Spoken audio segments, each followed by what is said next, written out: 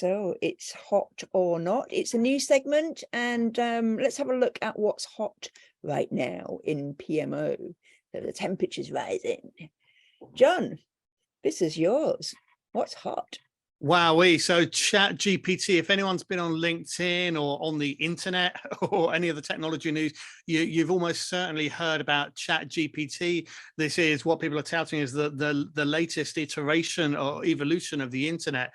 It's an incredible tool. I've been playing around with it quite a lot. It's basically a chat bot, but it's really advanced. It's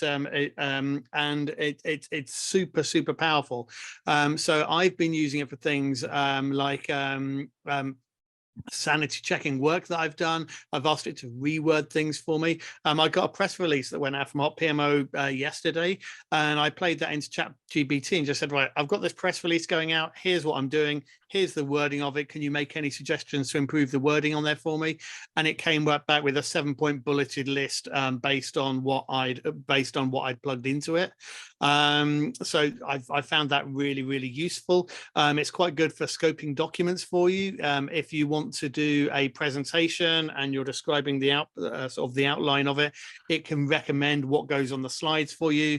I've also used it for translating things into Hungarian and French for me quite recently, and found it was a lot more, the conversational style made it a lot better because it got the context a lot more. If you get a chance, do go and have a look at it, play around with it for yourself. So there's a good question there from Elaine. How does ChatGPT work with data protection?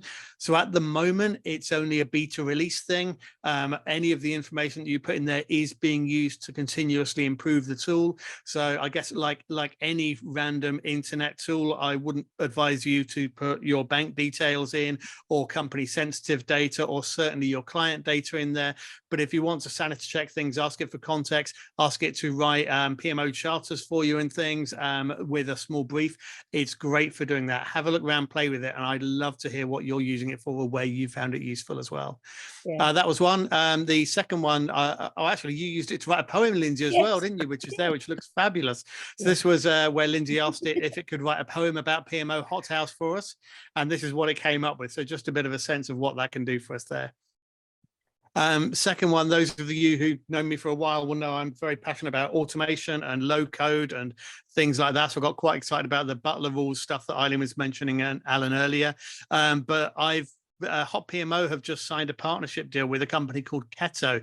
Keto run a PPM tool, and the reason we've signed up a partnership with them is because they are very much focused on making your PPM tools low code. The idea there being is that you're not suddenly tied into consultants every time you want to make changes, that your project management team can actually make changes to those tools on the fly. You can adjust your processes, add fields in, drop fields in, and generate reports, all without that detailed knowledge that so often is required when you're using some of the tools like Plan View and Clarity. So that's another one to watch, those kind of more and more of these low code tools that are coming in that make it easier for your team. Okay. What have you got for us, Lindsay? Okay, well, this one's a kind of a giggle because it's hot right now because soft skills got a bit of a makeover from a recent PMI Pulse of the Profession report. They've started calling it power skills, which I thought were really cute, but it is only, I say only, it is just soft skills. It is about the, the more personable skills, which I just thought it just made me laugh. So now you can start, what is hot right now? We don't call them soft skills anymore. We call it power skills. Okay, so Eileen, what's your hot right now? I think this is everybody's kind of come back after Christmas, and hopefully people have had time over Christmas to kind of connect with kind of friends and family. And I think we've been missing people. I think people really are trying to connect back up with their team and the people who they work with. So it's a bit post-Christmas. I think it's a bit kind of, Lindsay and I were having this chat. I think people are still kind of got a bit of a post-pandemic mindset rather than saying, actually, we need our new normal. We need to kind of get back to kind of meeting people and doing things with people. So we've heard from lots of people who've been trying to kind of get it with their team, getting back to skills. And again, we're really interested in terms of kind of ways in which you're kind of trying to get that kind of reconnection to kind of how it used to be. Yeah, absolutely. So let's, what about what's not right now? So with the temperatures cooling. John, you've got your first one. Fake agile versus waterfall. So I've been watching the conversations on LinkedIn. I don't know about anyone else, but I'm feeling there's a bit of a change going on to this conversation that's dominated for what feels like forever now, where there's been a pattern of people who are very evangelistic agilists, lining agile up against this faux evil thing called waterfall, and turning it into this agile versus waterfall debate. But I know something different this year. In the last few weeks, I've noticed a change going on LinkedIn. There's more and more conversations around people saying, well, actually, this idea of waterfall that you're putting up doesn't match anyone's reality of what project management really looks like in real life.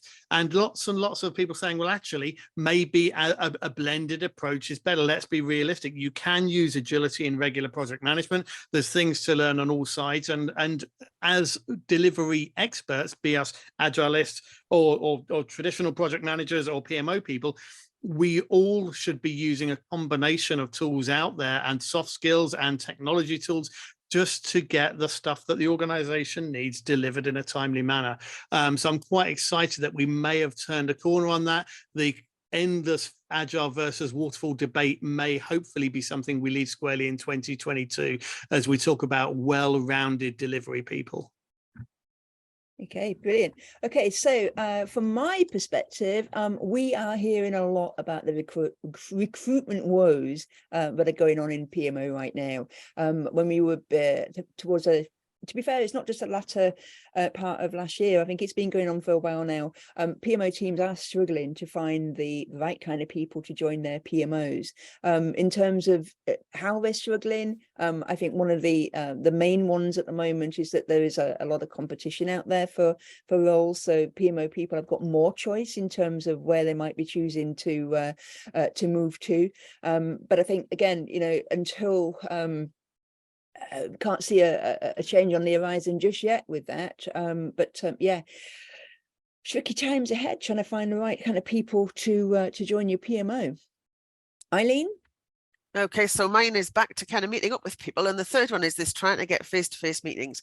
It just doesn't feel as though it's happening at all at the moment, and whether there's a desire or not, I know we're desperate to try and kind of do some face-to-face events, but really struggling because all of those people who are going to be Tuesday, Wednesdays and Thursdays have ended up being Tuesday, Wednesdays or Thursdays. And so, trying to get a group of people together in a single place at a single time is really kind of quite difficult. And the trains, of course, whatever our sympathies are, it just kind of makes that all a little bit difficult. So most of us, I think, are still struggling to kind of try and stay abreast and meet people on the over the internet, but hopefully things might be warming up in that area soon.